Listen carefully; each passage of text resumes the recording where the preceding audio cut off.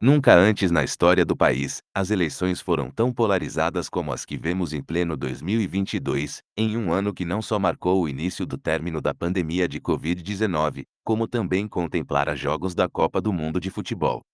Enfim, o objetivo desse vídeo não é fazer propaganda política e tentar convencê-lo de votar em um ou outro candidato, mas sim trazer um breve histórico médico dos nossos candidatos à presidência. Então bora para o conteúdo.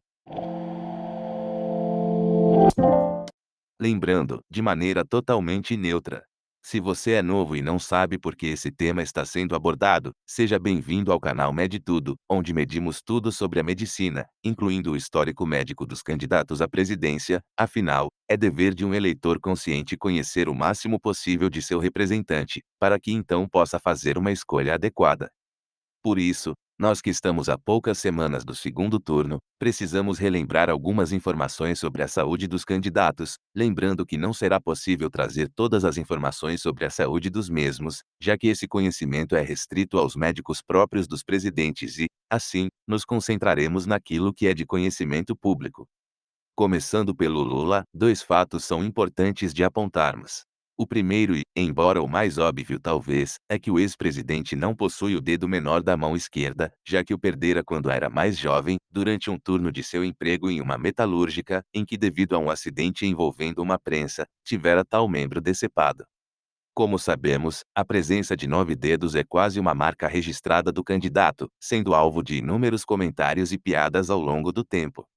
Uma coisa interessante sobre esse fato, mais de maneira geral mesmo, por exemplo, quando ocorre a amputação de um membro em qualquer indivíduo é possível surgir a dor neuropática, ou, como alguns conhecem, dor fantasma, que é a dor sentida no membro perdido. Muito louco, não é? Embora não saibamos se o candidato experimenta desse fenômeno, é interessante apontá-lo como relativamente comum entre os pacientes que sofreram amputações.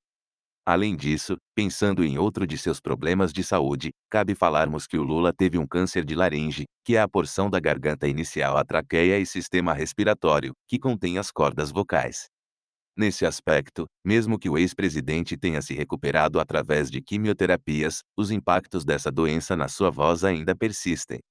Afinal, é em razão de sequelas nas cordas vocais que ele demonstra uma voz mais rouca, talvez outro marco caricato desse candidato. Com relação à fisiopatologia dessa enfermidade, vale lembrar que o câncer de laringe tem maior probabilidade de desenvolvimento em tabagistas e etilistas, pois essas substâncias agridem as células dessa região levando a uma possível metaplasia que pode evoluir para um câncer. Algo com conotação positiva na evolução do Lula, que foi um usuário muito intenso do cigarro em sua juventude. Enfim, chegou o momento de falarmos do outro candidato. O atual presidente Bolsonaro, como muitos de vocês se recordam, teve uma história recente de problemas de saúde relacionados ao atentado que sofrera em 2018, quando fora esfaqueado em meio a uma ação de mobilização política. Se entendermos a etiologia desse quadro, fica fácil compreender por que o presidente teve que ser exposto a diversas cirurgias de correção. Nesse quesito, a faca, ao adentrar na parede abdominal, atingiu parte do intestino grosso do presidente, o que culminou, inicialmente, em uma colostomia. Que é, para aqueles que desconhecem, uma bolsa externa ao corpo que recebe as fezes do paciente incapaz de manter um fluxo intestinal normal. O Bolsonaro ficou com essa colostomia para que as correções feitas pela equipe médica em seu cólon cicatrizassem, digamos assim, para facilitar o entendimento, dado que as fezes seriam eliminadas nessa bolsa.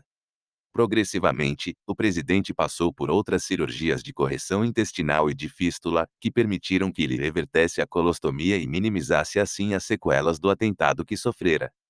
Para finalizar, é relevante dizer que ambos os candidatos contraíram a Covid-19 ao longo da pandemia, mas, felizmente, conseguiram se recuperar. É isso, gente. Chegamos ao final de mais um vídeo. Não esqueçam de curtir e se inscrever caso tenham achado o conteúdo de vosso agrado. Também aproveitem para me seguir nas outras redes sociais. E lembrem de pegar leve aqui nos comentários. Abraço e até a próxima!